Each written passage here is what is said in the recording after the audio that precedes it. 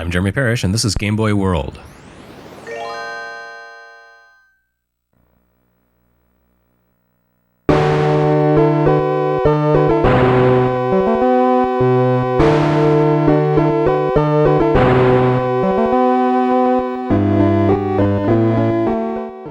What? Another Mahjong game already? Only 7 games into the Game Boy's life? Well, no, not really. But even though it's not real Mahjong, Shanghai is notable for being the Game Boy's first third-party release. Although honestly, it barely counts as that either. After all, the game was published by HAL Laboratory, one of Nintendo's most dependable second-party partners. After all, we're talking about the company that would eventually provide Nintendo with its current president, Satoru Iwata, as well as the Kirby franchise. Not to mention the way that it trained up the creator of Super Smash Bros., Masahiro Sakurai. HAL and Nintendo are and were tight. I haven't been able to determine exactly when HAL became elevated to second-party status, but by 1989 the studio already had an unusually close relationship with Nintendo. After all, Iwata had helped with programming on several early first-party Famicom games, including Balloon Fight. Nintendo R&D 1 had been stumped by the arcade to Famicom conversion on that one and called in Iwata, who was a programming prodigy, to save the day. And right around the time of the Game Boy's launch, July 1989, another first-party project co-developed by HAL debuted in Japan, Mother, aka Earthbound Zero. So maybe HAL wasn't a third party in the strictest sense of the word at this point, but Shanghai launched both in Japan and in America under the auspices of a publisher that wasn't Nintendo. If nothing else, Super Game Boy didn't include a special default color palette Nintendo built into the device's firmware to retroactively enhance the old first-party releases. So let's just call it close enough. We cannot, however, call it close enough to being a Mahjong game. Shanghai may use Mahjong titles, but it's about as much an authentic take on the traditional Chinese parlor game as I'm an authentic take on Mao Zedong. No, despite appearances and names, Shanghai is 100% an American invention. It's Mahjong for ignorant white people like me.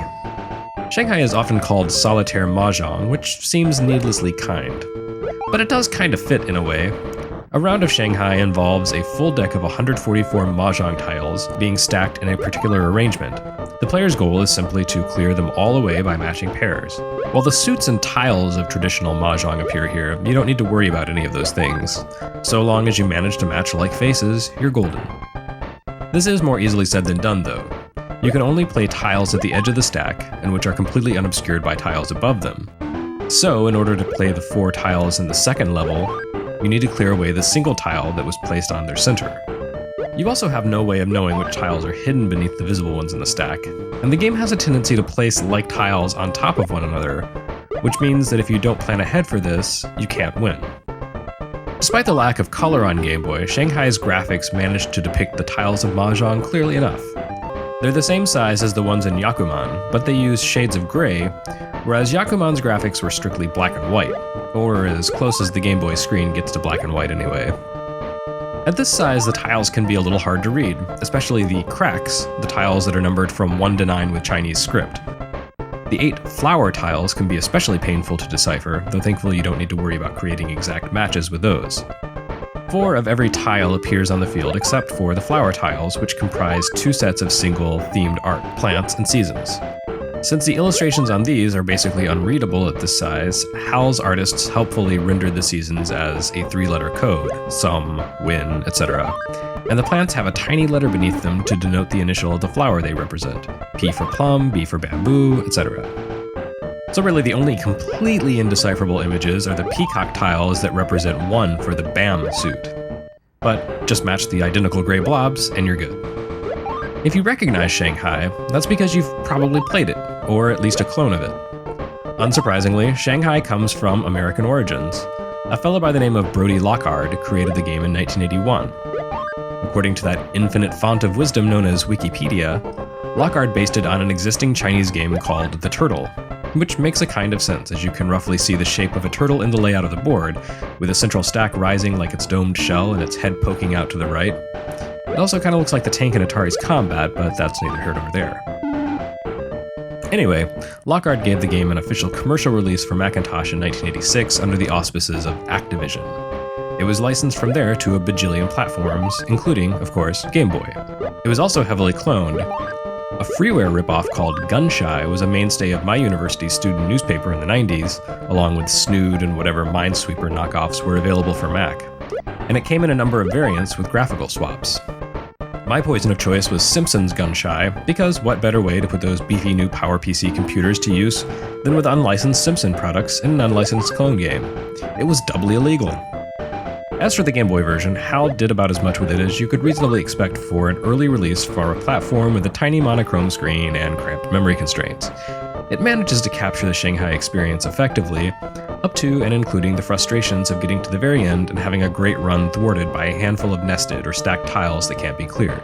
And for those who find the traditional Mahjong tile art too blindingly cramped to be usable, Shanghai does include an alternate tile set using capitalized letters from the Roman alphabet. In my opinion, though, the Roman variant is even harder to read than the traditional art, since all those bold capital letters become monotonous. They lack the contrast and white space that helps the traditional tiles to be more readable. After all, Mahjong suits were designed and refined centuries ago to fuel a blisteringly fast tabletop game, so the tiles have evolved over the years to be readable at a glance. The all caps art, on the other hand, well, it's like reading all caps. Ultimately, Shanghai on Game Boy is a totally serviceable and totally forgettable release. It made for a decent time killer back in the day, I suppose, and as Mahjong games go, it was a lot friendlier to kids and foreigners than Yakuban. But the ubiquity of Activision's original game and its clones means you can find much better takes on the concept these days. Like they say, you can't go home again.